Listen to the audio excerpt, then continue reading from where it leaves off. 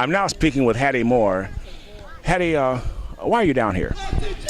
To help support the community. I really appreciate what Linda has done to bring people together, to show solidarity. So, of course, I had to come be a part of it.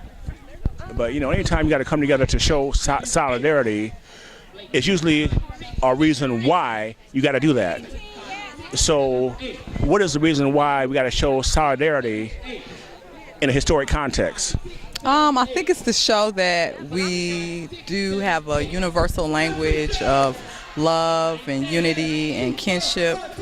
You know, bringing all people of all nationalities and colors and races and genders together.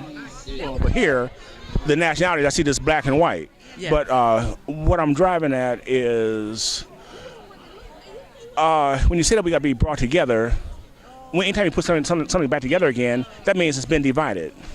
And blacks didn't divide themselves. They're part of a strategy of divide and conquer. And I can see that this can be the beginning of a restoring this community together from something like this here, perhaps. I totally agree with you. But why isn't that context seen more? I mean, people come here and just, in fact, I've noticed more and more that a lot of blacks pretty much want to ignore our past history because that was yesterday, and they think that it has nothing to do with today.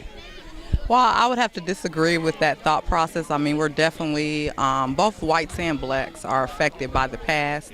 I think white supremacy, and when I talk about that, I don't mean just whites or blacks, but I think through certain institutions we've all been lied to, and it has created a divide. And I think like an event such as today shows that you know we can come together and and support each other. But that divide you're talking about, when we're divided, wasn't it true that the darker ones were subjugated? They didn't have rights and privileges and looked down on all those kind of things, and a lot of them were taken away out of here. And then years later, we want to have inclusion. So therefore, my question to you that I've been wanting to ask you for the longest is, how can we have inclusion today without rectifying the exclusion that happened to the Indians and blacks of yesterday? Well, I think first and foremost, as far as the past is concerned, I think we have been burdened with something that we didn't create. You know, like I said, the institution of white supremacy created this divide, and it has affected us. Affected how we communicate with each other. You know, that's across color lines. I think at some point we have to mend the past, we have to accept it and move forward. But when you accept that there were acts made to make sure blacks didn't come here, and then 100 or so years later you want to say that we're all inclusive, but nobody ever said anything that blacks were welcome from the time they were excluded.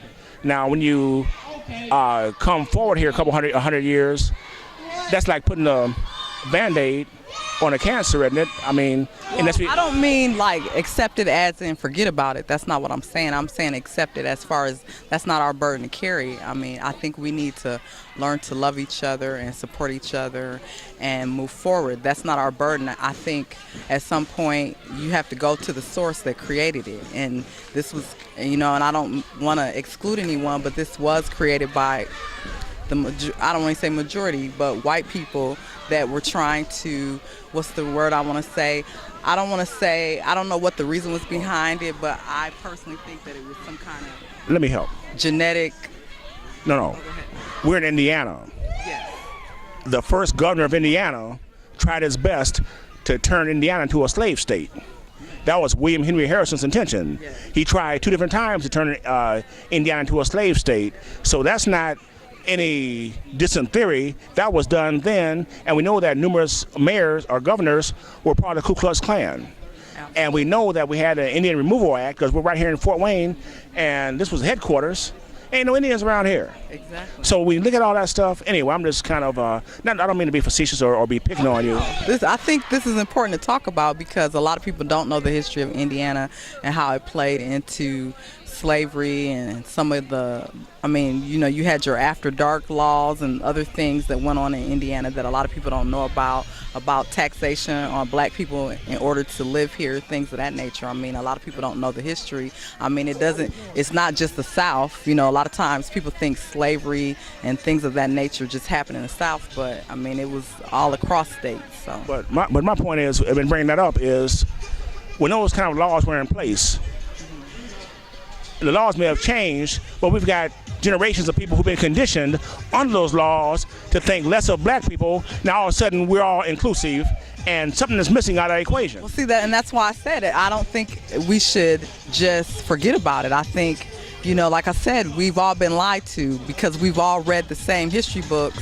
And when you're reading history, especially history taught in the United States education system, it teaches one race of people to think that they're superior and another race to think they're inferior. And I think we need to deal with that.